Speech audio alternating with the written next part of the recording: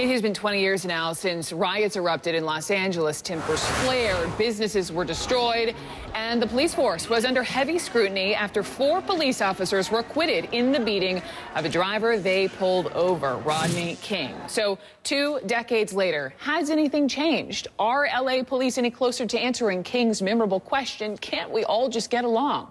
Take a look at this report from CNN's Casey Wyan. And I really thought I was, about to die in there. Theodore J. Brasino, not guilty of the crime of officer unnecessarily assaulting or beating any person. Today, the system failed us. Timothy E. Wind, not guilty. It's a damn shame. Stacy C. Kuhn, not guilty. The police force is not here to protect you, but it's here to protect them. Lawrence M. Powell, not guilty. I can't believe it. What is this city coming to?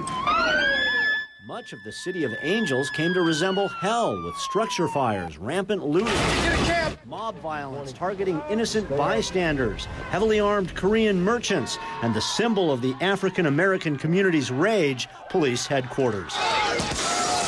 That's one of the most proudest moments of my life. And I was standing in front of a burning kiosk at Los Angeles Police Department. The kiosk turned over, and for some reason I decided to jump on top of it, and there history was made. What was going through my mind at the time was just pain and hurt, and basically the willingness to die that night for the cause. More than 50 people did die during the riots. Estimated property damage, $1 billion. It was set on fire. Rosalina Nieves was 9 years old and lived just blocks from the epicenter, Florence and Normandy. It looked like a war zone. They were stopping cars, and it looked like they were going into what was then a Tom's liquor store and just looting and stealing things. I just remember being really scared and wondering if that was coming towards us. LAPD Commander Andrew Smith was a street cop then. It was clear that we weren't taking control of the city, and I think that message got out to everybody. They saw what was happening in these little small pockets, and they just decided, hey, it's a free-for-all in Los Angeles. Under then-Chief Daryl Gates, the LAPD embraced its reputation for aggressively fighting drugs and gangs. In the 20 years since the riots, the Los Angeles Police Department has gone through many changes. The most visible, this brand-new headquarters building downtown. The most significant, serious reform to the LAPD's culture. We need to remember that we can't do it alone. It's not the LAPD as an occupying army going into a neighborhood and showing people how to do it and taking care of business and being the aggressive folks out there. We need to recognize that we have to work with people to solve the problems.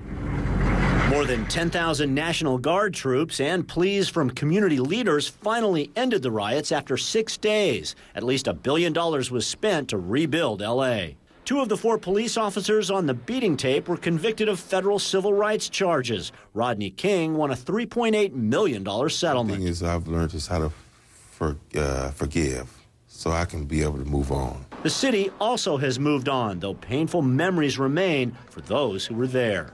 Casey Wyan, CNN, Los Angeles. Casey Wyan, thank you. Quick reminder to all of you, please watch Sunday, CNN this Sunday night. We're going to bring you what we're calling Race and Rage, the beating of Rodney King. A CNN Presents special Sunday, 8 o'clock Eastern.